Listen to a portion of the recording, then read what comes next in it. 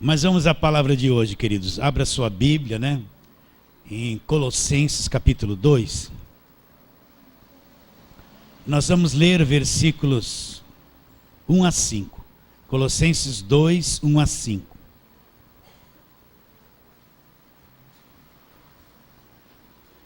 Vou ler versículo 1.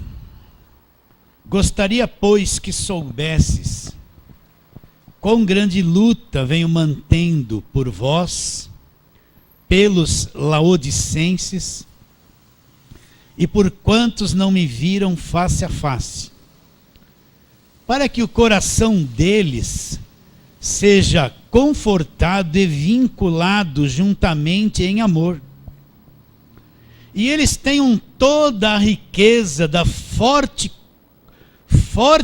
convicção do entendimento, para compreenderem plenamente o mistério de Deus, em quem todos os tesouros da sabedoria e do conhecimento estão ocultos. Mistério de Deus que é Cristo, em quem todos os tesouros da sabedoria e do conhecimento estão ocultos. Assim digo que ninguém vos engane com raciocínios falazes, pois embora ausente quanto ao corpo, contudo em espírito estou presente, alegrando-me e verificando a vossa boa ordem e a firmeza da vossa fé em Cristo. Senhor, nós te adoramos, Senhor. Te adoramos, Senhor. Acabamos de ler que em Ti estão ocultos todos os tesouros da sabedoria e do conhecimento. Então, Senhor, queremos pedir que o Senhor venha abrir o nosso entendimento mais e mais. Aqueles irmãos que nos assistirão pela internet, abra o entendimento deles mais e mais. Queremos conhecer as coisas profundas e verdadeiras da Tua palavra, Senhor. E se houver algum véu ainda na nossa mente, nas nossas emoções, véus que são contra a verdade do Evangelho, que atrapalham de conhecermos a verdade, remova isso, para que lá dentro de nós a coisa esteja solta, livre, para que a palavra seja aplicada e se torne viva dentro de nós. Assim nós oramos pela fé, crendo em nome de Jesus. Amém. Sexta-feira nós estávamos meditando lá em João, nós estamos todas as sextas-feiras lendo e meditando sobre João. E nós falamos sobre... Jesus havia pregado, dito assim para aquele povo: olha, eu sou o pão que desceu do céu. Aquele que comer a minha carne vai ter a vida eterna. Depois ele fala: aquele que comer a minha carne e beber o meu sangue vai ter a vida eterna, eu vou ressuscitar no último dia. Falou aquilo para um monte de judeus que estavam debaixo da lei e que para eles era proibido comer esta carne, era proibido. Imagine Jesus falando isso para aquele povo, um povo que tem um entendimento totalmente contrário àquilo que Jesus está dizendo. Jesus está querendo dizer que não é comer a carne e beber o sangue literalmente, mas é que Jesus é o pão, e nós temos que viver, nos alimentar dele pela fé. Ele é o pão da vida. Mas muitos daqueles que ouviram disseram assim: duro é esse discurso, e abandonaram Jesus. E os discípulos chegaram e disseram para Jesus: Jesus, eles ouviram isso e foram tudo embora. E Jesus não ficou preocupado com nada disso. E Jesus disse assim, quero ler aqui para você. Ele disse: o Espírito é o que vivifica, a carne para nada aproveita. As palavras que eu disse, essa pregação que eu fiz, estou usando as minhas palavras, é uma coisa espírito, é espírito e vida. Aí ele disse: eu sei que há descrente entre vocês, pessoas que não acreditam. Então aquele sermão que ele pregou, ele disse que aquelas palavras que ele estava dizendo não era uma coisa comum, natural. A carne não entenderia aquilo, para nada aproveita. A inteligência humana também não entenderia aquilo. As palavras que ele estava dizendo era espírito e vida. Era uma coisa que traria vida, uma coisa que era espírito. E ele fala, são espírito e vida. Então eu estava pensando, por que eles não compreenderam? Eles tinham ainda aquela mente muito natural. Jesus está trazendo uma mensagem espiritual, uma coisa que tem espírito, que é vida. E Jesus foi abandonado, só ficou os 12 discípulos lá. Então, esse texto que nós lemos mostra um aspecto disso que falamos. Paulo, ele está tendo uma grande luta. Quando se fala em luta, a primeira coisa que vem na cabeça dos crentes é luta contra o diabo, né? Luta contra o mundo, luta contra o pecado, luta contra a macumba, contra os inimigos. Mas Paulo está dizendo que ele está travando uma grande luta, ele vinha mantendo, era uma coisa que ele mantinha, uma grande luta. Mas que tipo de luta era essa? Não tem nada a ver contra o diabo, contra o pecado, contra a carne, contra o mundo, não era nada disso, nem contra a religião. Então ele diz, gostaria que soubesses com grande luta, venho mantendo, ele mantinha essa luta em favor de alguém, não era em causa própria. Era em favor da igreja, em favor das pessoas. Mantendo por vós, pelos laodicenses e por quantos não me viram face a face. E agora ele começa a descrever que luta era essa que ele travava. Ele diz, para que o coração deles seja confortado e vinculado juntamente em amor. Um coração, lá dentro ter conforto e ser vinculado o coração em amor. E depois ele diz, e eles tenham toda a riqueza. Repare bem nessa frase, tenham toda a riqueza. Riqueza que vem do quê? É riqueza material? Não. Riqueza da forte convicção do entendimento. Então o que ele está dizendo? Que o entendimento, o conhecimento da verdade produz dentro da pessoa uma forte riqueza, uma coisa rica. Então Paulo está dizendo, para que eles tenham toda a riqueza da forte convicção que o entendimento produz dentro do coração das pessoas. Para compreenderem, então olha, riqueza da convicção que vem pelo entendimento. Então, entendimento, você quer ter convicção de certas coisas, da verdade da palavra de Deus. Quer ser uma pessoa convicta, com uma fé verdadeira. Tem que ter entendimento. Sem entendimento não existe convicção. E ele continua, para compreenderem plenamente o quê? O mistério de Deus. Ele fala de um mistério. O mistério de Deus. O mistério de Deus. E o que é o mistério de Deus? O mistério de Deus é Cristo. O mistério de Deus. Então Paulo está orando. Ele está travando uma grande luta, está despendendo forças, pondo tudo dele naquele combate, para que os colossenses tivessem toda a riqueza da forte convicção do conhecimento, para compreender um mistério. Qual é o mistério de Deus? E ele fala que o mistério de Deus é Cristo, é um mistério. Então o entendimento produziria uma convicção e eles compreenderiam o mistério de Deus. E o mistério de Deus é uma pessoa, é Jesus Cristo. É um mistério. Como é que ele nasceu no nosso mundo? Pelo Espírito Santo. É um mistério. Como é que Deus pode se transformar num homem, assumir um corpo humano sem pecado? É um mistério. Como é que ele poderia ser 100% homem e ser 100% Deus? Homem e Deus ao mesmo tempo. Nossa mente terá dificuldade de compreender, é um mistério. Como é que ele, num corpo humano, nunca pecou, nunca foi vencido por um pecado? Aí você olha para você e você falha diariamente, é um mistério.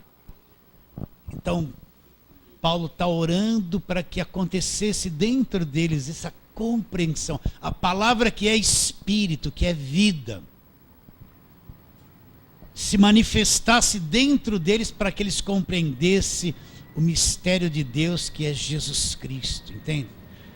Que coisa maravilhosa, Jesus Cristo é o mistério de Deus. Como é que ele assumiu o corpo humano, nasceu aqui na terra, foi 100% Deus, 100% homem, na nossa mente não consegue. Como é que ele foi introduzido no ventre de Maria e nasceu pelo Espírito Santo? A nossa mente não consegue compreender. Mas ele é o mistério de Deus. Então Paulo está orando para que eles compreendam isso. Paulo sabe que essa compreensão não vem por um modo natural, tem que ter uma ação do Espírito Santo. Tem que ter uma intervenção de Deus no espírito, na mente do homem, para que ele possa captar e compreender uma coisa sobrenatural. E ele diz o que no versículo 13, olha lá, em quem todos os tesouros, repare bem, todos os tesouros da sabedoria e do conhecimento estão ocultos. Então, todos os tesouros, as riquezas da sabedoria e do conhecimento estão ocultos, escondidos ainda na pessoa de Jesus Cristo. Então, Paulo está nessa grande luta, e é isso que eu tenho no meu coração. Eu quero que você cada vez mais compreenda, tenha revelação, compreenda, enxergue a palavra que é espírito, a palavra que é vida. Então vamos discorrer aqui um pouquinho, e alguns textos que você já conhece bem, vamos só lembrá-los. Aí mesmo em Colossenses, você está no capítulo 2, olha o capítulo 1. Paulo também já tinha feito uma oração, no versículo 9 a 10, olha o que ele fala. Por essa razão também nós, desde o dia em que o ouvimos, não cessamos de orar por vós, e de pedir, o que Paulo pedia em favor deles? Que transbordeis de pleno conhecimento da sua vontade, em toda sabedoria e entendimento espiritual, a palavra que é espírito, que é vida, a fim de viverdes do modo digno do Senhor, para o seu inteiro agrado, frutificando em toda boa obra, crescendo em quê? Num pleno conhecimento de Deus, crescendo num pleno conhecimento de Deus. Então eu quero perguntar para você e para mim, até onde nós estamos enxergando Deus? Até onde você tem compreensão sobre Deus? O que nós temos visto? Ele é Deus, é um ser superior, está lá no céu, criou todas as coisas, de fato isso é verdade. Mas até onde nós estamos vendo isso aqui dentro do nosso coração? Não quero te pôr culpa nem peso, mas até onde nós estamos tendo um pleno conhecimento de Deus, desse ser sobrenatural que é espírito? Até onde nós nos aprofundamos e mergulhamos, até onde nós temos visto Deus verdadeiro, aquele que procura os verdadeiros adoradores para que o adorem em espírito e em verdade. Até onde, meu Deus, nós precisamos reagir. Porque eu penso que ainda do sobrenatural nós não vimos nada. Eu não estou dizendo do sobrenatural, uma pessoa ser curada, e uma pessoa falar em línguas. Não estou dizendo essas coisinhas. Penso que ainda nós não entramos no sobrenatural mesmo que deveríamos estar. Eu penso que a gente está ali paradinho, entendendo um pouquinho da obra da cruz, mas ainda falta. Como eu posso explicar isso, né? Você já assistiu algum filme assim que tinha que nem um portal? Eu já falei isso para vocês, vou falar de novo. Que nem uma cachoeira caindo assim. E a pessoa, de repente, ou então uma gelatina em forma de cortina, assim. Que de repente a pessoa olha aquilo, é um enigma para ela. Ela está ali olhando aquilo, daqui a pouco ela vai pôr a mão para encostar, a mão faz assim, vai lá para dentro. Vocês estão entendendo ou não? Aí ele põe o braço, daqui a pouco ele põe a cabeça e passa o corpo, ele olha para trás, aquilo fechou, ele está numa outra dimensão. Está entendendo isso ou não? E ali é tudo novo, é uma coisa fantástica, é um mundo fantástico. Até onde nós já passamos nessa linha e vimos Deus. Não é ver assim com os olhão assim, mas lá no Espírito. Até onde nós estamos vendo Deus, compreendendo Deus, o adorando realmente, tendo um pleno conhecimento de Deus. Até onde? Porque eu penso que quando tudo isso for muito mais claro, um monte de temor que a gente sente desaparecerá, um monte de coisas limitadas que a gente enfrenta desaparecerão. Penso que muitas angústias que a pessoa sente vai sumir, porque nós vamos conhecê-lo mais profundamente. Nós vamos entender coisas que ainda, desse lado aqui, estamos vendo só em parte, só uma pequena parte. Então Paulo fala, crescendo no pleno conhecimento de Deus, sendo fortalecidos com todo o poder, segundo a força da sua glória, em toda perseverança e longanimidade com alegria, dando graças ao Pai que nos fez idôneos. Ele nos fez pessoas idôneas, a parte que cabe a cada um de nós da herança, que nos pertence, a herança dos santos na luz.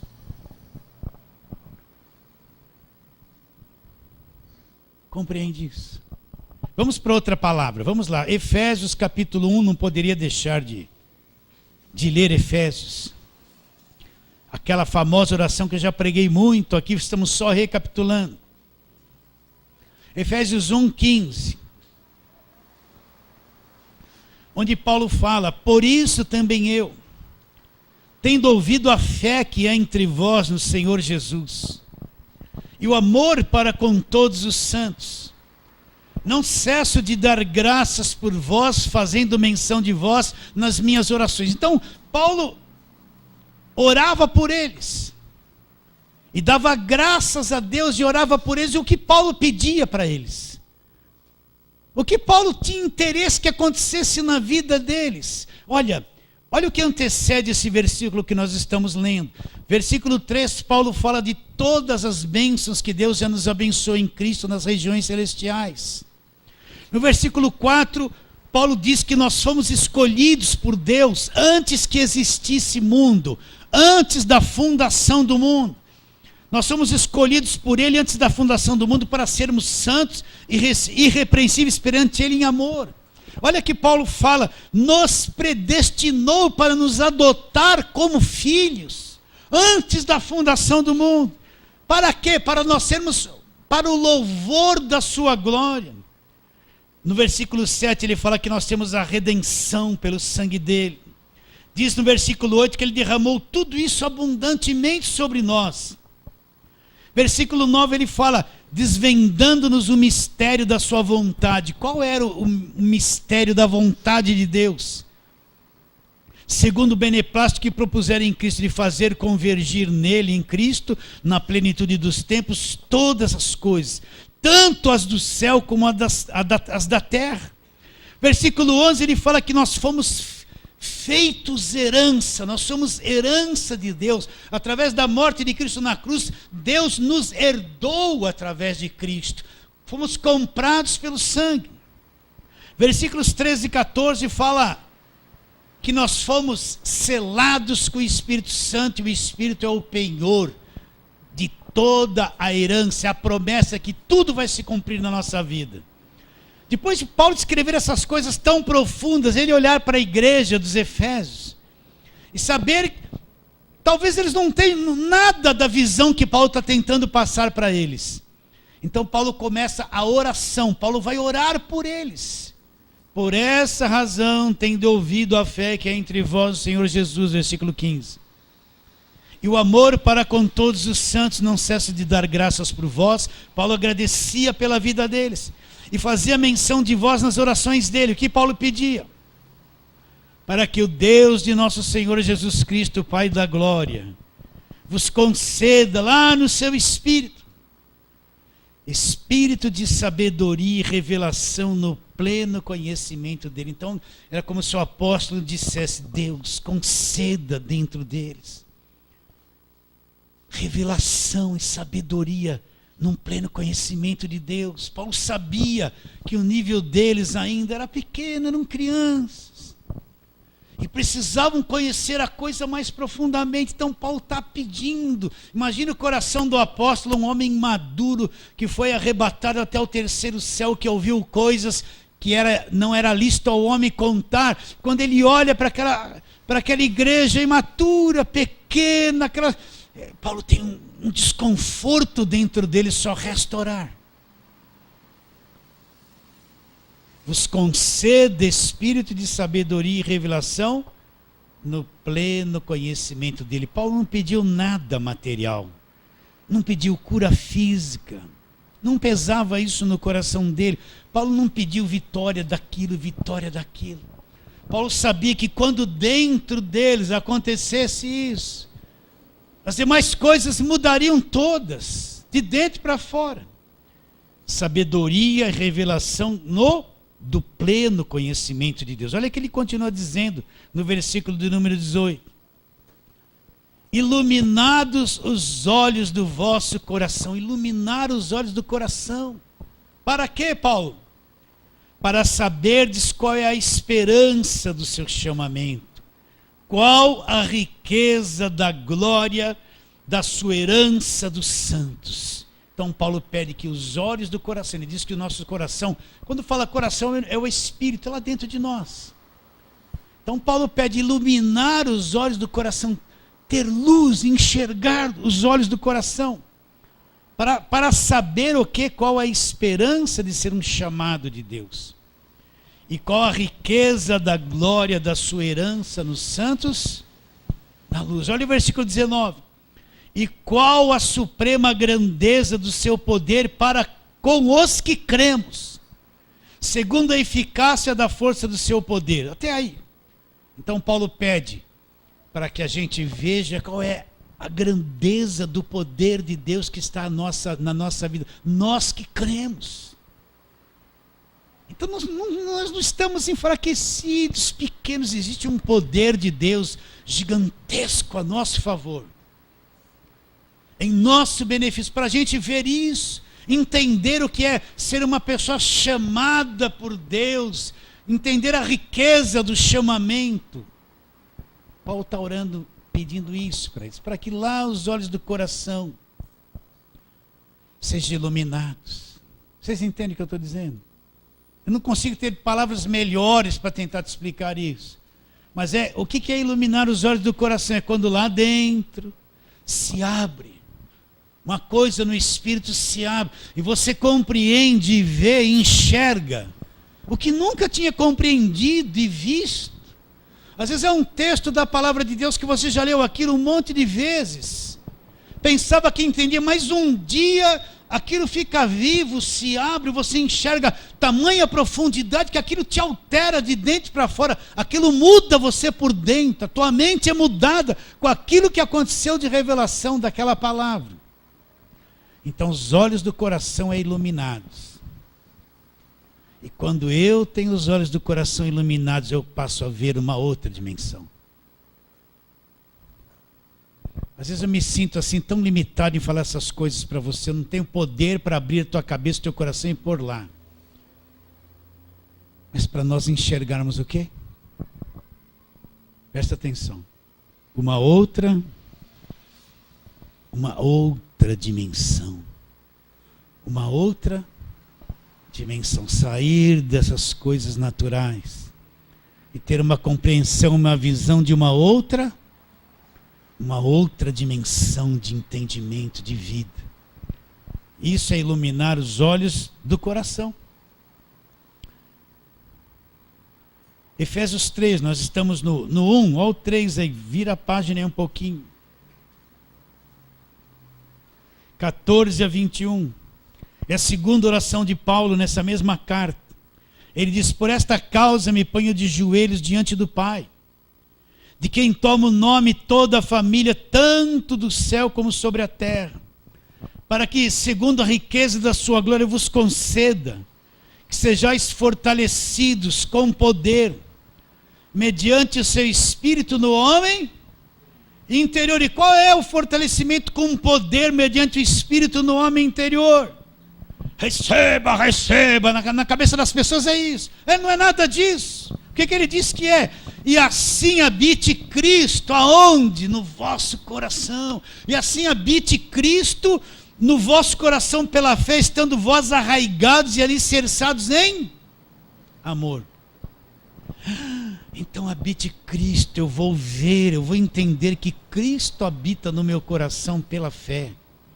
Eu vou entender que igreja somos nós, templo somos nós. Cristo habita no meu coração pela fé. Como é isso? Eu não sei.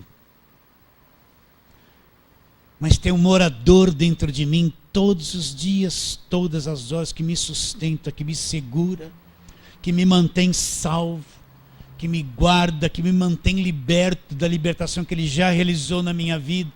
Assim, Cristo habita no meu coração pela fé. Mas pastor, de vez em quando eu estou na minha cama lá, eu acordo 6 horas da manhã, assim, os olhos fazem tum, vem as preocupações. Eu começo a fazer assim, a chupar a língua, né?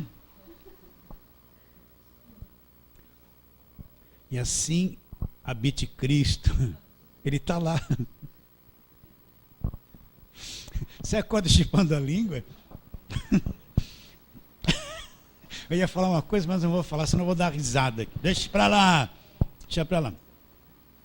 Assim habite Cristo no vosso coração. Onde está Cristo agora? Onde está Cristo agora? Está lá à direita do Pai? Está. Mas também onde está? Dentro de nós. O Evangelho, as demais religiões, o Deus é tudo fora. Mas o Evangelho mostra Deus dentro de nós. Acredita nisso? Deus dentro de nós. Assim habite Cristo no vosso coração pela fé. Então, quando eu entrar nessa dimensão, eu vou ver que Cristo habita em mim. Mesmo quando eu fiquei irritado, quando eu quase falei um palavrão, quando eu tratei mal a minha esposa, coitadinha, e ela estrebuchou para mim também. O Espírito também, Deus também não saiu dela e nem do meu coração. Vocês entendem isso ou não? Porque a pessoa pensa assim, ó, perdi a paciência. Bom, Deus foi embora, levou a salvação, levou tudo, eu estou arrasado. Não, não levou não, está tudo aí. Não vai sair mesmo se irritando, mas não é para se irritar.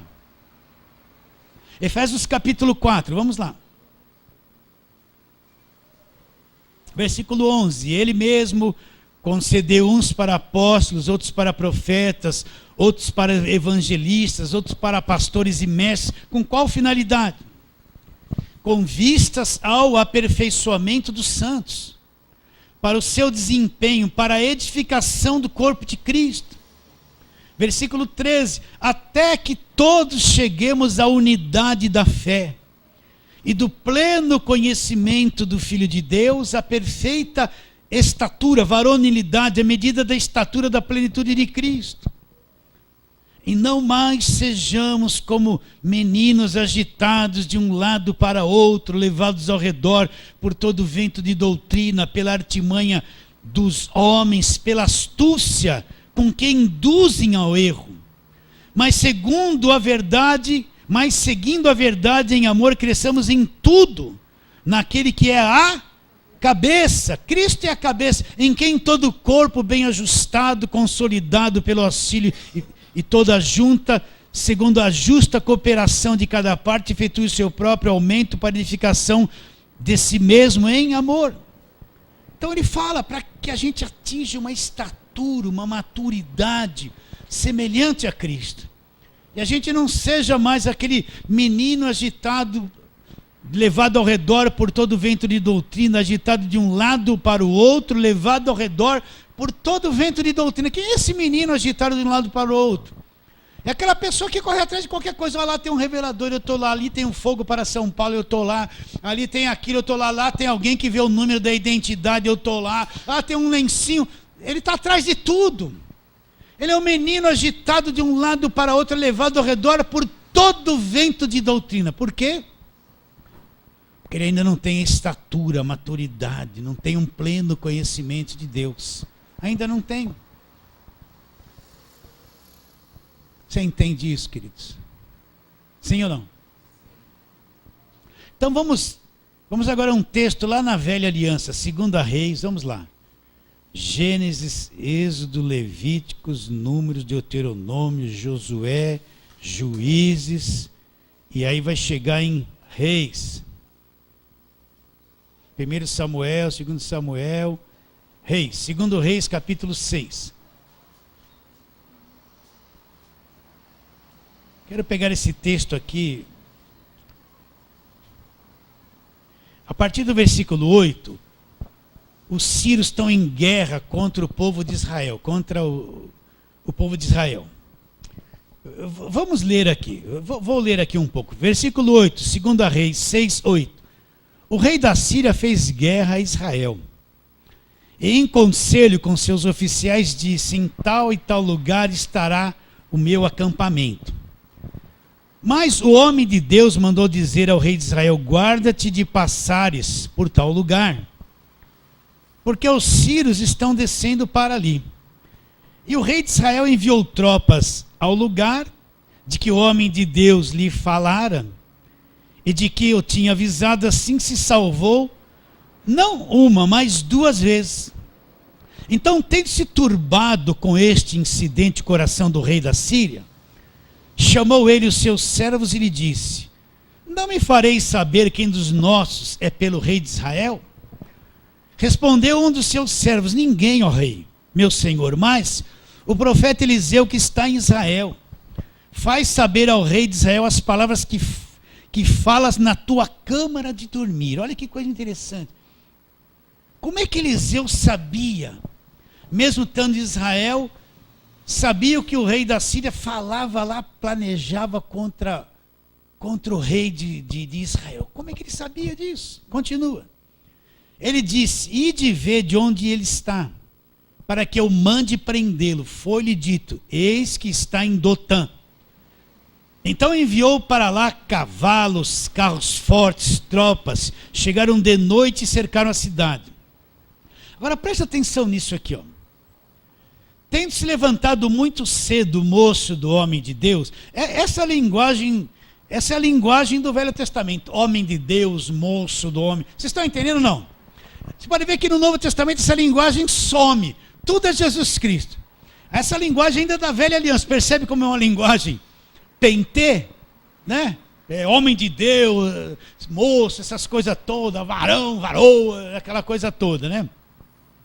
Então disse, versículo 13 de novo, ele disse, ide e vê de onde ele está, para que eu mande prendê-lo. Foi-lhe dito, eis que está em Dotã. Então enviou para lá cavalos, carros e fortes tropas. Chegaram de noite e cercaram a cidade. Levantando muito cedo o moço do homem de Deus e saído, eis que tropas, cavalos e carros haviam cercado a cidade. Então o seu moço lhe disse, ai meu senhor, que faremos? Ele respondeu, não temas, porque mais são os que estão conosco do que os que estão com eles. E orou Eliseu e disse, Senhor, peço-te que abras os olhos para que vejas. E o Senhor abriu os olhos do moço, e ele viu que o monte estava cheio de cavalos e carros de fogo ao redor de Eliseu. Como é que pode isso? Aquele moço olha e vê só os inimigos cercando toda a cidade. Mas Eliseu conhece uma outra dimensão, vocês entendem? Eliseu sabia. Então é isso que eu quero que aconteça com você, que eu oro sempre por você. Quando eu oro por você, eu não fico assim, abençoa, ajuda ele para ele ficar forte. Abençoa, se ele está passando uma grande luta, liberta ele da luta. Às vezes a luta é você que arrumou para sua cabeça, não foi você que foi o problema. Mas quando eu oro por você, me concentro em Deus. O que eu mais peço por você, não deveria falar, é isso. Que você veja outra dimensão, que você veja. Não deveria falar, mas eu já tive uns 2 pontinhos na minha vida toda de ter um pequeno vislumbre dessas coisas. É isso que me mantém firme, encorajado, mesmo com a carne cansada. perseverante, insistente, não olhando para nada, a não ser para Jesus Cristo e este crucificado, não olhando mais para nada, suportando o que tem que suportar. Então, quando abriu os olhos, primeiro Eliseu falou, olha, mais são os que estão conosco. Por trás daquele monte de inimigos tinha anjos, um exército celestial ali cuidando da situação, só que não era visto com os olhos normais. Mas precisava o quê? Iluminar os olhos do coração. Iluminar os olhos do coração. Então orou Eliseu, olha lá. Orou Eliseu e disse, Senhor, peço que lhe abras os olhos para que veja. O Senhor abriu os olhos do moço e ele viu que o monte estava cheio de cavalos, carros de fogo, ao redor de Eliseu. De vez em quando eu estou andando na rua. Aí eu falo assim, pastor, o senhor foi no mercado de... A minha esposa me entregou. Moro perto do Bergamini. Fui de carro no Bergamini. E tem alguém sorrindo aqui que falou isso com ela. Mas sabe o que eu fui... Estou brincando. É que tinha que trazer muita sacola, viu? Eu estou me justificando aqui. Só ela que entende. Mas, depois quando eu estou andando na rua ali...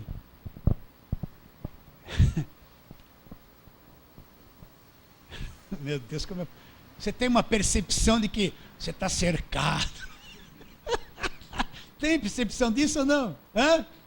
Sim ou não? Você sabe que você não anda sozinho. Mas são os que estão conosco, né?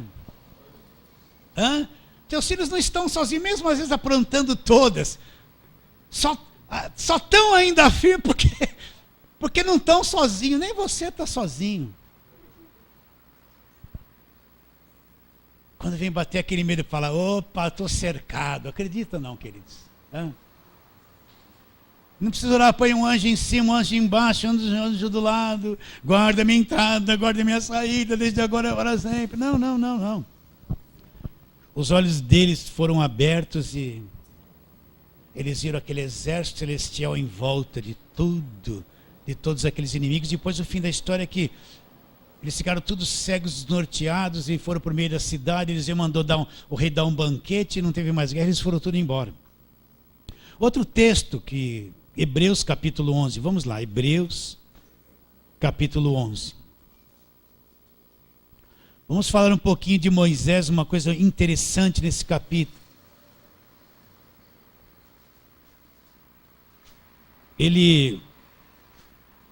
Versículo 23. Hebreus 11, 23. Pela fé Moisés, apenas nascido, foi ocultado por seus pais durante 3 meses, porque viram que a criança era formosa. Também não ficaram amedrontados pela cólera do rei. Aí vai começar a falar dele. Pela fé, presta atenção nisso, pela fé Moisés, quando já homem feito, recusou-se ser chamado filho da filha de Faraó, preferindo ser maltratado junto com o povo de Deus, a usufruir prazeres transitórios do pecado. Porquanto considerou o opróbrio de Cristo por maiores riquezas do que os tesouros do Egito, porque contemplava o galardão. Pela fé ele abandonou o Egito, não ficando amedrontado com a cólera do rei. Antes permaneceu firme, como quem vê aquele que é o quê? Ai, mas isso me atrai muito. Então, o que o texto está dizendo? Ele era filho da filha de Faraó. Ele foi adotado, você conhece a história dele. Ele sucederia o Faraó, seria um Faraó riquíssimo. Tinha a sabedoria dos egípcios. Mas o que aconteceu quando ele era homem feito? Diante dele tinha todo aquele império, aquelas riquezas, aquela vida bem sucedida, mas ele conhecia a origem dele. O que deu força para ele largar tudo, renunciar tudo, abrir mão de tudo que era vantagem na vida material dele? O que deu força, ele diz? Preferindo ser maltratado junto com o povo de Deus a usufruir os prazeres transitórios do pecado. Se recusou ser chamado filho da filha de Faraó. Considerou o opróbrio de Cristo as maiores riquezas do que os tesouros do Egito, porque contemplava o galardão. Pela fé abandonou o Egito. Como que ele podia largar tudo aqui? Ter coragem de abandonar aquela vida boa que ele tinha. Só mesmo aquele quem vê o quê? O que é? O que é invisível. Vocês estão entendendo? Senhor, ilumina os olhos do coração, para que nós possamos o que? Ver a riqueza do nosso chamamento, a riqueza do nosso chamamento. Senhor, ilumina os olhos do nosso coração para a gente compreender, ter um pleno conhecimento de quê? De Deus, de Deus, de Deus, ver mais além, ver mais além, ver mais profundo quem Ele é, conhecê-lo aqui dentro, porque Deus não é uma coisa que você vai conhecer do lado de fora. Não busque Deus querendo tocar, arrepiar, essa coisa externa. Deus é Espírito, Deus não é externo. Eu não conheço a Deus com essa coisa toda externa, eu conheço a Deus pelo Espírito, lá dentro, por revelação, iluminados os olhos do coração. É ali que eu conheço a Deus. Então, por que ele teve essa coragem? Repare bem, você já teve em certas situações que você ou é crente de verdade ou toma um grande prejuízo. Diante de certas situações que é como se fosse uma provinha. Ou você permanece ou você se entrega. Só permanece quem tem convicção, que sabe em quem acredita, que está vendo uma outra dimensão, que está experimentando, que está enxergando. Se não tiver isso, a pessoa se entrega e nega a fé. Pela fé abandonou o Egito, não ficando amedrontado com a cólera do rei, antes permaneceu firme, como quem vê aquele que é invisível, permaneceu firme. Agora vamos terminar voltando a Colossenses 2, de novo. Onde nós começamos. Paulo fala da grande luta que ele está travando. Paulo tinha, olha, quando você conhece o coração de Paulo nas cartas, você vê que uma das coisas mais profundas é que Paulo queria que eles conhecessem a verdade. Queriam que eles tivessem conhecimento. Queriam que eles tivessem uma profundidade na verdade. Queria que os olhos do coração fossem iluminados. Paulo tinha muita sede para que as igrejas compreendessem isso, vivessem isso, tivessem a experiência de uma nova dimensão. Então Paulo vai dizer as mesmas coisas que nós lemos. Olha lá. Gostaria, pois, que soubesses, gostaria que vocês entendessem um pouquinho o que eu passo, entendessem um pouquinho a luta que eu estou passando. Para os colossenses, talvez eles não entendiam o que o apóstolo Paulo passava, mas e as privações que ele passava, e a concentração diária que ele tinha. Paulo disse assim, além das coisas exteriores, as lutas que ele passava, ele fala isso aos Coríntios, algo que pesa no meu coração todo dia, a preocupação com todas as igrejas. Paulo fala, eu tenho muitas coisas exteriores, muitas lutas exteriores, mas eu tenho uma esmagadora aqui dentro. Qual é? A preocupação, como estão as pessoas, o que elas estão entendendo, até onde estão indo. A preocupação com todas as igrejas. Os colossenses não sabiam a luta que Paulo passava, era uma coisa dele.